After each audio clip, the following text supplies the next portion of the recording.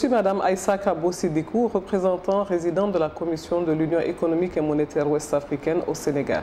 Le Sénégal, à l'instar des autres pays du monde, célèbre le 8 mars prochain la Journée internationale de la femme, journée placée sous le thème « Je suis de la génération égalité, levez-vous pour les droits des femmes ».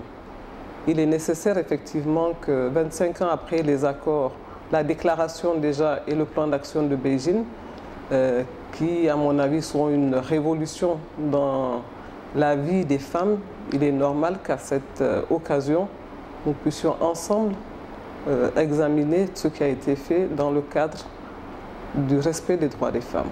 Il faut dire que la situation de la femme dans l'univers traditionnel féminin marque quand même un rôle prépondérant des femmes dans la société.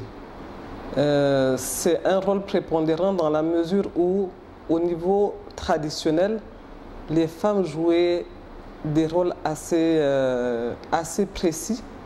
Déjà, elles participaient aux prises de décision, elles participaient également à la vie collective, à la vie sociale. Elles participaient également aux combats, aux guerres, elles étaient très actives. Elles étaient aussi de grandes commerçantes en général et surtout, elles étaient les garants de la tradition donc dans le milieu familial. C'est pour dire que ce rôle d'avant-garde qu'elles avaient dans la société traditionnelle faisait d'elles des femmes à part entière dans la société, qui étaient réellement prises en compte au niveau de la société. Mais il se trouve qu'au fil du temps, avec la modernisation, il y a eu comme une sorte de changement de paradigme de la structure sociétale qui fait que la société s'est automatisée, la société s'est modernisée, la société s'est industrialisée, laissant peu de place à des activités que les femmes pouvaient réellement mener, du fait d'avoir des charges qu'elles avaient au niveau de la famille et aussi du fait que les nouvelles activités qui pouvaient contribuer à la croissance étaient plus des activités réservées aux hommes. Donc il est tout à fait légitime, je dirais, qu'aujourd'hui on parle de droits des femmes, parce qu'en fait c'est juste pour, de mon point de vue, restaurer l'équilibre au niveau sociétal. Et le rôle que la femme y occupe dépend bien sûr de son niveau d'instruction, qui malheureusement n'est pas très appréciable pour beaucoup de femmes. De plus, s'intéresse aux droits des femmes. La plupart de nos pays africains ont ratifié les conventions internationales pour les droits des femmes, aussi bien en ce qui concerne les conventions signées par les Nations Unies que les conventions signées par l'Union africaine.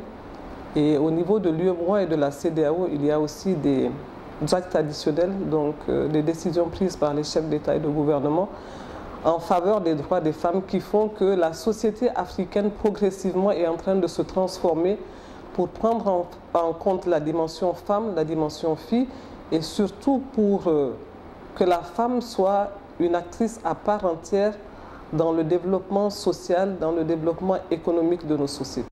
C'est sûr que l'investissement dans l'autonomisation de la femme va favoriser déjà l'égalité au niveau de la société, va aussi permettre de lutter contre la pauvreté et surtout va permettre d'asseoir une croissance inclusive.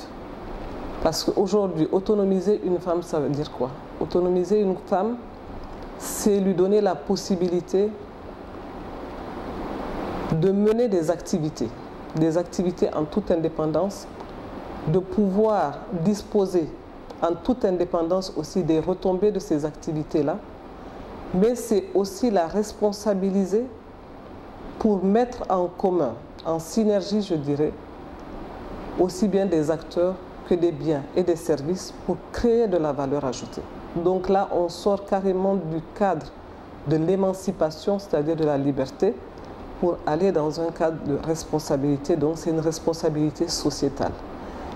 Et cette responsabilité, en général, quand la femme l'exerce, Elle l'exerce d'abord au niveau familial, elle l'exerce encore plus dans les entreprises et surtout elle l'exerce encore plus dans la société. En matière de droits des femmes, il faut dire qu'il y a eu des avancées significatives, même s'il reste encore beaucoup à faire.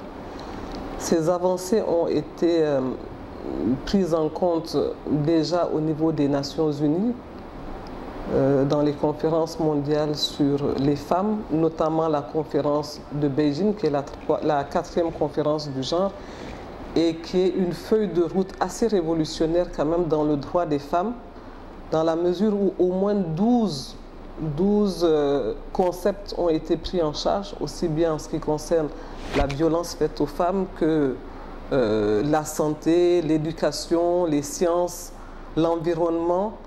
Donc ce sont des domaines prioritaires qui ont été pris en charge par ces conventions internationales.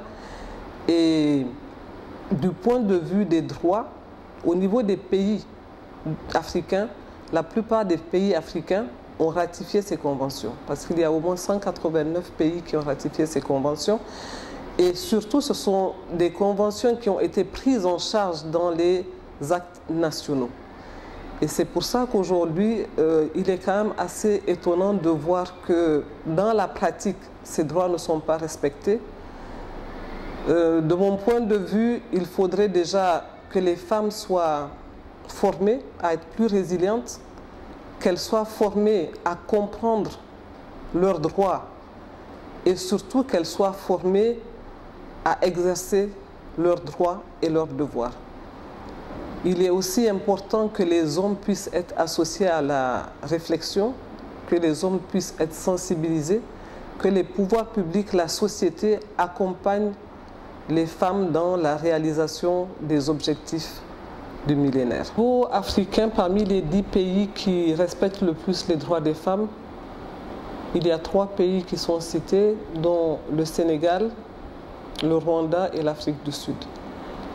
Pourquoi ces pays sont cités en exemple? Parce que ce sont les seuls pays qui ont réussi à appliquer l'égalité au niveau parlementaire. Et c'est une évolution de taille dans les sociétés africaines qui sont pour le moment très frileuses par rapport aux droits des femmes. En termes de violence faite aux femmes, pour moi déjà, je définis la violence à plusieurs niveaux. La violence, elle peut être verbale, elle peut être sexuelle, elle peut être physique, elle peut être morale. Et surtout, elle peut avoir plusieurs degrés. Aujourd'hui, la violence faite aux femmes, malheureusement, est une violence de proximité. Parce que c'est une violence d'abord domestique. Avant même d'être une violence sociale ou professionnelle, c'est d'abord une violence domestique. C'est pourquoi il est extrêmement important que cette question soit prise en charge par la société, qu'elle soit prise en charge par les hommes, qu'elle soit prise en charge par les femmes elles-mêmes. Il est clair que cette violence entraîne chez la femme une détresse profonde qui ne lui permet plus de jouer pleinement son rôle d'acteur familial et d'acteur social. Et cette violence, elle peut être dénoncée.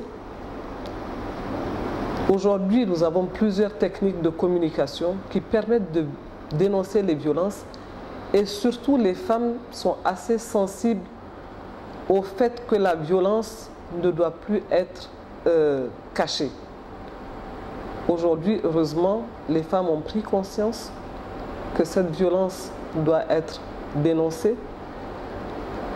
Le plus important aussi de mon point de vue, c'est que la sensibilisation doit commencer à la base, je veux dire au sein du cercle familial, déjà à l'éducation même du garçon, l'éducation de la fille.